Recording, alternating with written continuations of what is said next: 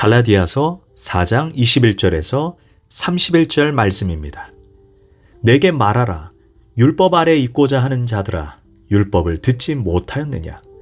기록된 바 아브라함에게 두 아들이 있으니 하나는 여종에게서 하나는 자유 있는 여자에게서 났다 하였으며 여종에게서는 육체를 따라 낳고 자유 있는 여자에게서는 약속으로 말미암느니라. 이것은 비유니 이 여자들은 두 언약이라. 하나는 신의 산으로부터 종을 낳은 자니 곧 하갈이라.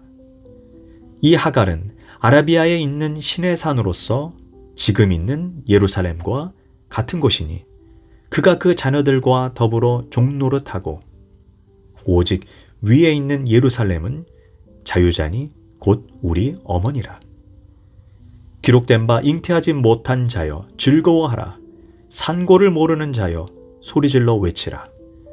이는 홀로 사는 자의 자녀가 남편 있는 자의 자녀보다 많음이라 하였으니. 형제들아, 너희는 이삭과 같이 약속의 자녀라. 그러나 그때 육체를 따라 난 자가 성령을 따라 난 자를 박해한 것 같이 이제도 그러하도다. 그러나 성경이 무엇을 말하느냐? 여종과 그 아들을 내쫓으라.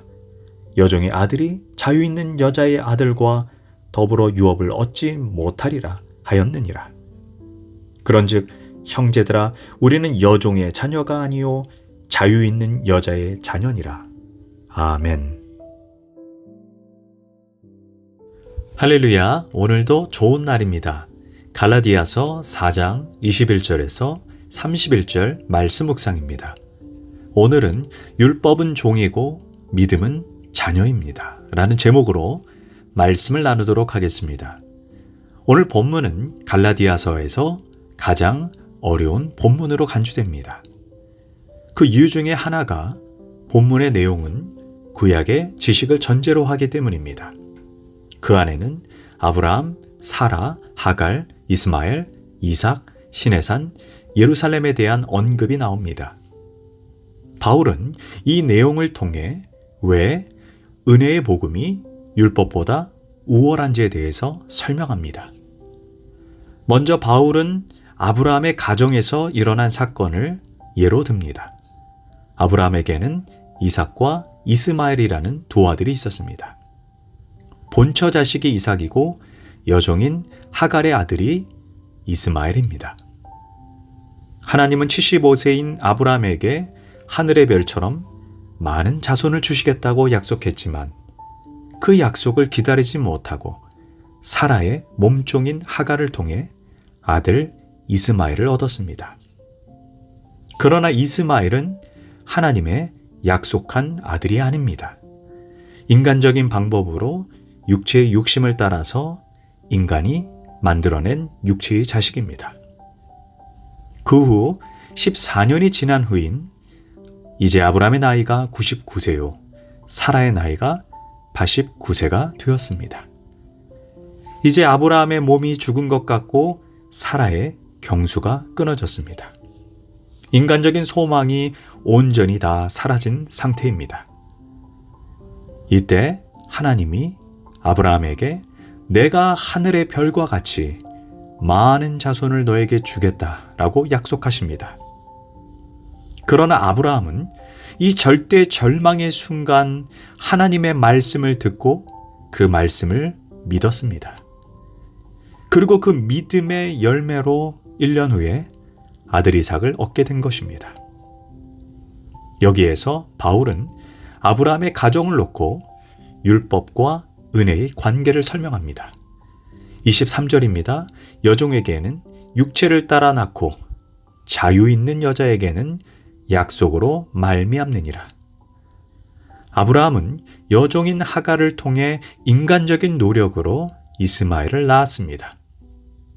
반면 사라를 통해서는 오직 약속의 근거에서 이삭을 낳았습니다. 그러니까 이스마엘은 율법을 상징하고 이삭은 인간의 힘이 아닌 하나님의 약속과 은혜를 상징합니다. 분명한 것은 아브라함에게 뿌리를 두고 있지만 이삭과 이스마엘이 다릅니다. 이를 영적으로 생각해 봐야 합니다. 우리 생각에는 하나님을 믿으면 다 같다고 생각하지만 절대로 그렇지 않습니다.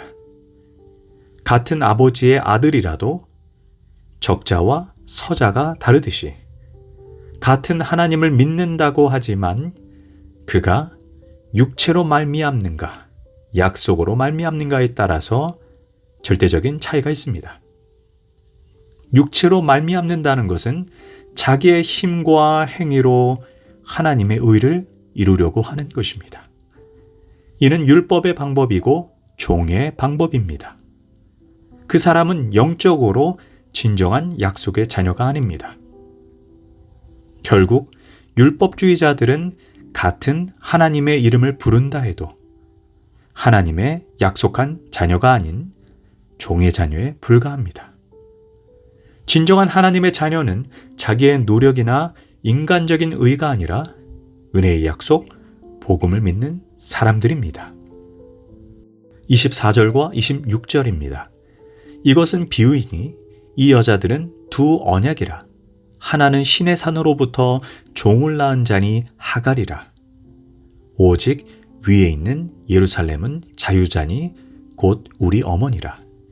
여기에서 바울은 두 여자를 두 언약으로 설명합니다. 하나는 신의 산 언약이고 또 다른 언약은 하늘에 있는 예루살렘 언약입니다. 하갈은 신의 산 언약을 의미하고 사라는 하늘에 있는 예루살렘의 언약을 의미합니다. 모세는 신의 산에서 율법을 받았습니다. 신의 산 언약은 인간의 노력으로 하나님께 의를 얻고 그 앞으로 나아가려는 율법을 상징합니다. 하늘에 있는 예루살렘은 믿음과 은혜에 근거한 교회의 복음, 은혜의 복음을 상징합니다. 사라가 자유로운 여자인 것처럼 복음을 믿는 성도들은 종이 아니라 약속의 자녀입니다. 교회 안에서 예수를 믿는다고 하지만 아직도 율법주의적인 사람이 있고 은혜 중심적인 사람이 있습니다. 율법주의적인 사람은 내 힘으로 신앙생활을 하기 위해 애를 씁니다. 기도하는 것, 봉사하는 것, 구제하는 것. 그런데 알다시피 내 힘으로 하는 사람들은 얼굴에 기쁨이 없습니다. 안 되는 거 억지로 하려고 하니 얼마나 힘이 들고 고단합니까? 그런데 믿음의 신앙, 은혜의 신앙은 처음부터 내 힘으로, 내 노력으로 나는 아무것도 할 수 없고 하나님의 의를 만족시킬 수 없다는 것을 인정하면서 시작합니다. 그래서 내 안에 계신 성령님의 도우심을 구하고 성령님의 인도하심을 요청합니다. 나는 죄악을 이길 힘도 선한 일을 할 능력도 없습니다. 누군가를 용서하고 사랑할 힘도 없습니다. 그러나 내 안에 계신 성령님의 도우심으로 죄악을 이기고 용서하고 사랑하고 봉사합니다. 중요한 것은 내 힘으로 한다면 율법주의지만 성령으로 행한다면 오직 은혜와 감사뿐입니다. 내 힘으로 하는 것이 아니기 때문입니다. 감리교 창시자 존 웨슬리는 회심을 하고 뜨거운 은혜를 경험한 다음에 이런 고백을 했습니다. 내가 진정으로 거듭나는 체험을 하기 전에도 나는 그리스도인이었고 선교사였고 목사였다. 주님을 열심히 섬겼고 여러 가지 종교적인 일에 몰두했다. 그러나 그 당시에 나는 기쁨이 없었다. 그 당시에 나는 아들의 믿음이 아니라 종의 믿음을 가지고 있었다. 이처럼 아들의 믿음과 종의 믿음은 다릅니다. 종의 믿음은 자유가 없고 두려움이 많습니다. 그러므로 모든 것을 의무감으로 합니다. 반면 아들의 믿음은 기쁨과 감사로 이어집니다. 일을 해도 아들로서 합니다. 그러므로 그것은 특권입니다. 기도는 의무입니까? 특권입니까? 의무라고 생각하면 종의 믿음입니다. 권리요? 특권이라고 생각하면 아들의 믿음입니다. 봉사가 의무입니까? 특권입니까? 그러므로 감사해야 할 것입니다. 이것이 바로 아들의 믿음입니다. 내 힘으로 하면 종의 믿음입니다. 성령을 의지하면서 은혜를 붙들고 나아가면 아들의 믿음입니다. 이제 마지막으로 바울은 이스마엘이 아브라함에게 쫓겨난 사건을 언급합니다. 30절입니다. 성경이 무엇을 말하느냐? 여종과 그 아들을 내쫓으라. 여종의 아들이 자유 있는 여자의 아들과 더불어 유업을 얻지 못하리라. 이스마엘은 이삭보다 14살이 위입니다. 그런데 이스마엘이 어린 이삭을 조롱하고 핍박하고 해코지합니다. 이것을 보고 아브라함이 고민할 때 하나님은 하갈과 이스마엘을 내보내라고 말씀합니다. 오늘날도 마찬가지입니다. 마치 이스마엘이 이삭을 괴롭히듯이 율법주의자들은 성령을 따라 믿음을 따라 난 성도들을 핍박합니다. 믿음으로만 되겠냐? 십자가만으로는 조금 부족하니 선행도 해야 하고 구제도 해야 한다. 율법적인 신앙인은 복음을 믿고 은혜 가운데서 성령을 따라 살아가는 사람들을 함부로 판단하고 정죄합니다. 나는 저 나쁜 세리 녀석들과 다르고, 나는 장녀들과 다르고, 나는 일주일에 3번 금식하며 저들과 달라서 하나님께 감사하다. 보다시피 율법주의자들은 매우 혐오스러울 뿐 아니라 그들이 믿는 모습을 보면 그들이 믿는 하나님도 싫어집니다. 반면 믿음으로, 은혜로, 성령의 도우심으로 신앙생활하는 사람들은 자기의 힘으로 하는 것이 아니니 오직 은혜와 감사뿐입니다. 만약 내가 하나님의 일을 하면 할수록 내 눈에 누군가의 허물이 보이고 누군가의 신앙을 판단하고 있다면 나도 모르게 율법주의에 빠진 것입니다. 그런데 성경은 뭐라고 말합니까? 30절입니다. 여종과 그 아들을 내쫓으라. 여종의 아들이 자유 있는 여자의 아들과 더불어 유업을 얻지 못하리라. 즉 은혜가 아닌, 믿음이 아닌 율법과 인간의 성취는 결국 하나님과 상관이 없다는 것을 보여주고 있습니다. 하나님 앞에 가져갈 의가 되지 못합니다. 반대로 나는 아무것도 할 수 없습니다. 오직 은혜로 성령의 도우심으로만 가능합니다. 이렇게 겸손히 자기의 의를 내려놓고 나아갈 때 성령의 도움으로 감당하게 되고 결국 그 모든 것이 진정한 열매를 맺게 되는 것입니다. 그래서 율법은 종이고 복음은 자녀의 법입니다. 기도하겠습니다.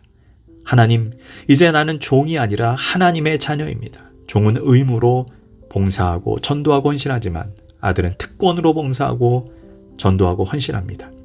율법주의는 결코 유업을 얻지 못한다고 했으니 오직 믿음만으로 온전히 서게 하소서. 예수님의 이름으로 기도합니다. 아멘.